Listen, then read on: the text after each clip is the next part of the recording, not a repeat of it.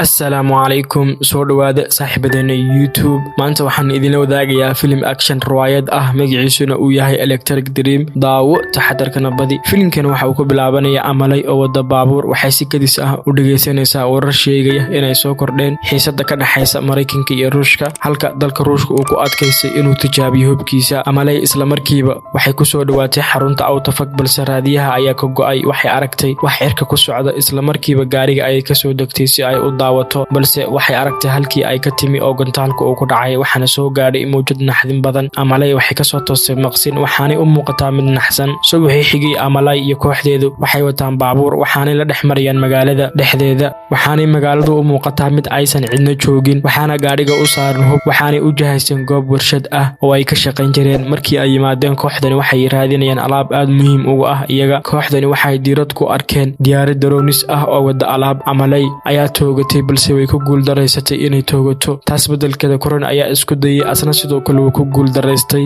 saaxiibkii Spring ayaa uga digay inay ka baxsato diyaaradda darooniska ah waxaana ugu dambeyn isku dayday amalay balse way ku guuleysatay inay soo rido diyaaradda darooniska waxaanay soo ururisay nidaamkii ay ku shaqaynaysay diyaaradda amalay waxay u isticmaashay nidaamkii ay ku shaqaynaysay darooniska inay ku xirto xarunta Autofag dhanka kale waxaan arkaynaa Brin oo akhrinaya joornaal balse waxa aragtay amalay balse joornaalkii way ka soo qaaday si ay ugu qariso waxa ay amalay markii ay akhrisay waxay soo xusuusatay ayadoo ku jirta maktabadda waxaana si kadis ah dhulka u yaala joornaal amalay waxay dib ugu laabatay waqti xaadirkan koron oo ay dib ugu yeertay kaamarooyinkeeda waxaan arkaynaa inay ku guuleysatay in ay galaan miiska caawinta si ay u sameeyaan cabasho adag waxaanay doonayaan inay helaan siro badan oo ku saabsan sirdoonka Brin waxa uu soo jeediyay asagoo difaacaya erayo been ah uu sheegay waxana uu damacsan yahay inuu wareeriyo balse amalay ma lahan xulashooyin kale halka ay amalay dirto fariin isla markiiba waxay heshay jawaab ayadoo u sheegtay inuu imanayo wakiilka 24 saac gudahood intaas kadib waxaan arkaynaa inay fariinta la wadaagtay kooxdeeda balse waxay u muuqataa kuwa aad u yaaban oo ay moodeen waxaan waligeed loo sheegin amalay waxay soo jeedisay in Autofag laga inay u soo dirto meeshii loogu talagalay balse kooxdan hal mar ay wada qosleen halka Brim uu isku dayay inay ku sababayaan inay ugu qancaan Autofag inay ku xidho maadaama oo aan loo baahnayn shaqo kale mid ka mid ah kooxdan waxa uu sheegay waxa dhici kara in ay mar labaad soo diraan diyaaradda darooniska ah oo ay qiyaastaan halka waxaana uu shaki ka qabaa in la bartilmaameedsanayo balse Louis waxa uu xusuusiyay inaysan hubin karoon waxa uu ku adkaystay inuu iska daayo maadaama ay warshadu soo saarto waxaana uu sheegay in 20 sano la rabo in la burburiyo warshadooda halka uu ku adkaystayna ay noqotay fursada ugu dambaysa bini'aadamka sidaa darteed waa inaan saxnaa wax walba oo khaldan dhanka kale waxaan arkaynaa amalay oo daba joogta koron ayadoo u muujinaysa in Autofag laga yaabo koron waxa uu maleynayaa inay tani tahay mid lagu qoslo laakiin waxa uu ku nuuxsaday in laga yaabo inay u baahan tahay in la tixgeliyo waxaana uu u sheegay inay ku dhaqaaqaan plan B koron waxa uu xusuusiyay in haddii sidaas sameeyaan aysan jiri doonin balse amalay waxay hubtaa inay samayn karto wax walba isla markiiba Avi waxa uu wacay amalay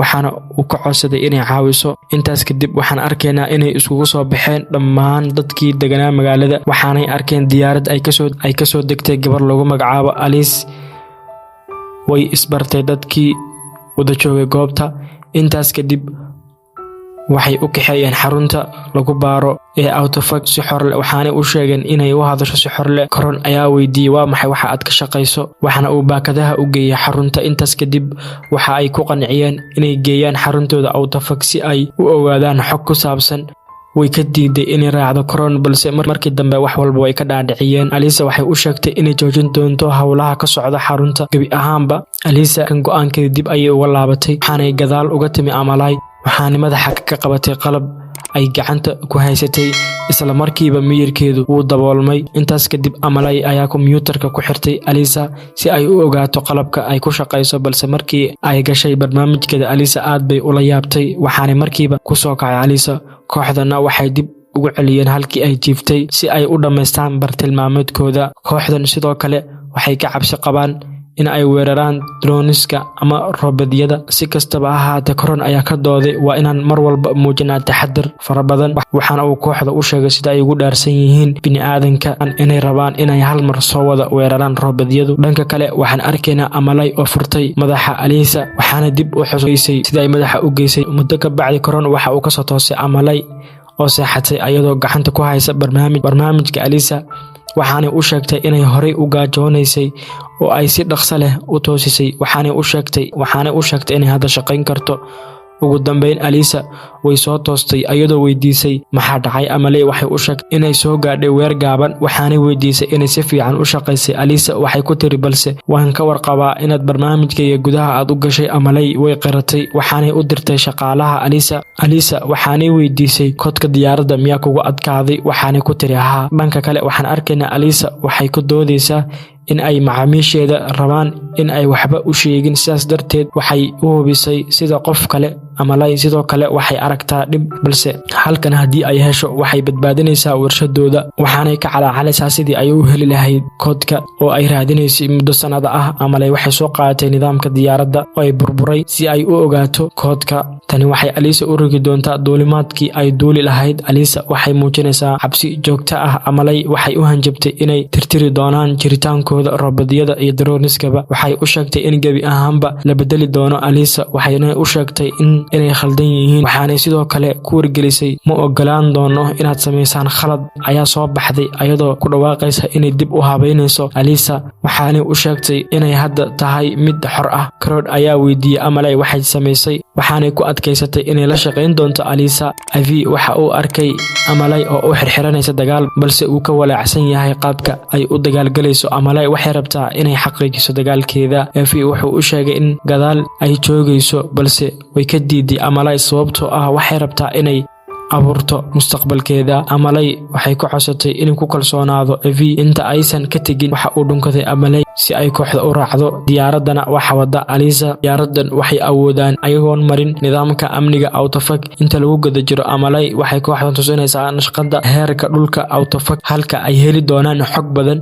waxay u sheegtay inay qarxin doonto ayna xiri doonaan warshadaha. waxaanay siisay aalad yar oo u saamaxaysa inay ku suuxiyaan Alisa, waxaanay ka digtay haddii ay diido shaqadan qalabkan waa inaad ku suuxisaan. Breen wuxuu ogaaday inay wataan 2 qalab halka ay Amaley ay la wadaagtay inay keeni doonto Alisa. Caron waxa uu hanjabay Alisa asagoo u sheegtay inaysan halis gelin. Amaley ugu dambeyntii waxay yimaadeen xarunta autofag, waxaanay galeen godka dhismaha hoostiisa. waxaana ay gudaha ugu yimaadeen qalab badan ku shaqayso. waxaanay arkeen qalab badan oo ay shaqo ku socoto. waxaanay arkeen inay fuliyaan. waxaanay raaceen weeshashka ilaa heerka ugu hooseeya, balse Amaley waxay gacanta ku haysaa saacad ku qaylinaysa. waxaanay haysataa 15 daqiiqadood oo kaliya si ay u gaaraan. Koror u sheegay inay ku wada meesha ugu hooseysa dabaqa. dhanka kale waxaan arkaynaa Benim inuu joogo halkii ugu hooseysay, halkaas oo uu ka helay tuubooyin qaboojiyaal ah oo aad u waaweyn. si kastaba ha ahaatee gadaashiisa waxay ku noqotay mid naxdin badan. Caron ayaa wiishka ka soo degay asagoo jooga dabaqa 2, laakiin horey intii uusan u bixin Caron waxa uu ka codsaday inay raacdo Amaley, balse way ka diiday. wuxuuna u sheegay inay u soo noqoto ayadoo guuleysatay. dhanka kale waxaan arkaynaa Breen waxa uu degayaa hoolka ilaa uu ka helayo albaab, balse nasiib xumo gabi ahaanba ma shaqayn mobilkiisu. sidaa darteed albaabkii waa uu ka furmi waayey. si lama filaan ah waxa uu soo muuqday Android, waxaana ka soo muuqday gadaashiisa, waxaana uu ka jaray madaxa. Alisa waxay weydiisay Amaley sababta ay beenta ugu sheegtay inay dib u habeyn doonto. waxaanay Alisa u sheegtay in loo sameeyay qaab, balse Amaley waxay su'aal ka qabtaa mashiinkan aan fahmi waayey ee bini'aadamka nafta u keenay. waxaanay u sheegtay in wax walba oo yaala xaruntan autofag ay sameeyeen ayagu, ayna awood u leeyihiin inay sameeyaan. dhanka kale Caron waxa uu yimi North Arin, wuxuuna dhagaha madaxa dagaalka. si kastaba ha ahaatee waxa uu arkay albaab furmay ayadoo aan cidna u gelin. waxaana uu ogaaday in wax ka qaldan yihiin, balse markiiba waxa uu difaacay naftiisa asagoo heegan galay. wiishkana waxaa ka soo degtay Amaley iyo Alisa muraayadda, balse Amaley waxay muraayadda ka fiirisay. waxaanay aragtay wax ka argagixiya, waxaanay la dhacday bir. Alisa waxay u sheegtay inay qaldan tahay, balse si kadis ah ayay u qaylisay. saacado kadib sidoo kale dhawaaq ayaa soo gaaray. Amaley waxay raacday dhawaaqaas, waxaanay aragtay Caron oo madaxa ka go'ay, balse Alisa waxay u shaacisay inay autofag ay markii hore bedeleen bini'aadamku. inkastoo madaxa uu ka go'ay, balse waxa uu u sheegay inay ka ordaan goobta. si kastaba ha ahaatee intii aysan dhaqaajin Amaley waxaa lagu rakibay qalabka Alisa waxaanay u muuqataa mid gacanta ku haysa xogteeda. insha Allah waa inoo muuqaalkan muuqaalka xiga saaxiibadeena.